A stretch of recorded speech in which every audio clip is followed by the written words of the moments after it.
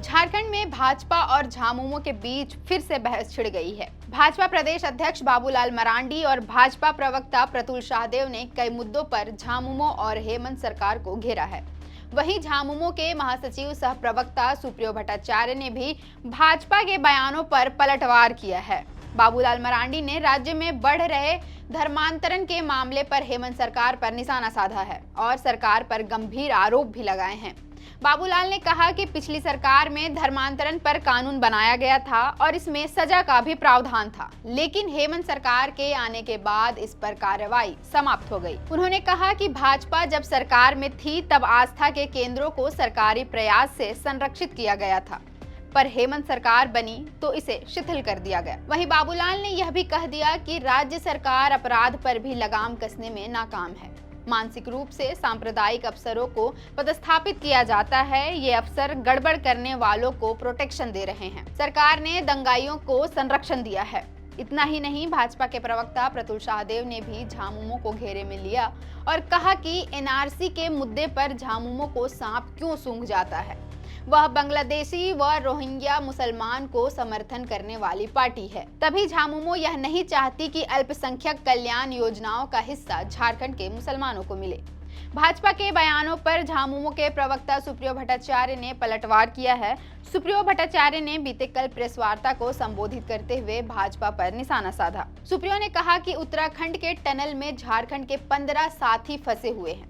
इस तरह की घटना भारतीय जनता पार्टी के शासनकाल में ही हुई है। देश में इंफ्रास्ट्रक्चर पर्यावरण को खत्म करने में जुट गई है।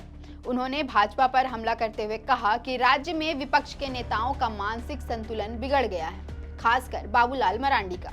वो कह रहे हैं कि यहाँ की सरकार गंभीर नहीं है। सुप्रियो ने कहा कि हेमंत सोरेन से अधिक संवेदनशील कोई और नहीं हो सकता है। इसका उदाहरण कोरोना के समय में पूरे देश को दिखा है कि मजदूरों को ट्रेन से, सड़क से, हवाई जहाज से लाया गया। उत्तराखंड में जो टनल बन रही है वह योजना केंद्र सरकार की है, लेकिन वहां कोई वैकल्पिक व्यवस्था नहीं है कि अगर मजदूर फंसते हैं तो उन्हें कैसे निकाला जा रहा है। भारतीय जनता पार्टी मजदूरों को जिंदा लाश समझती है, कहीं भी धकेल देती है। बाबूलाल जी को कोई काम नहीं है तो बोले उनको एकांतवास पर भेज देंगे। आगे उन्होंने यह भी कहा कि पीएम क्रिकेट देखते हैं, बाबूलाल जी तेलंगाना जाते हैं लेकिन उत्तराखंड नहीं जाते हैं। वोट के लिए किसी भी चीज पर राजनीति करना शुरू कर देते हैं, चाहे सेना के जवान हो, किसान हो या मजदूर हो, ये सब चलने वाला नहीं है।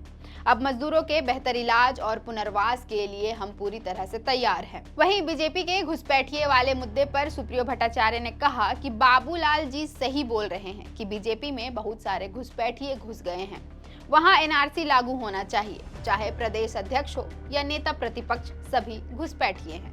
फिलहाल के लिए इतना ही। मेरा नाम है अवंतिका और आप देख रहे थे thefourthpillar.news। अगर आप चाहते हैं कि हमारे वीडियोस का नोटिफिकेशन आपको बिना देरी के मिलता रहे तो आप इस चैनल को फॉलो और सब्सक्राइब जरूर कर लें। बाकी आप हमारे काम को लेकर कोई सुझाव हमें देना चाहते हो तो कमेंट बॉक्स में आप सादर आमंत्रित हैं। इसके अलावा हमारे वीडियोस आपको अलग अलग ठिकानों जैसे फेसबुक, इंस्टाग्राम, ट्विटर पर भी देखने को मिलेंगे, जिसके लिंक डिस्क्रिप्शन में डाल दिए गए हैं।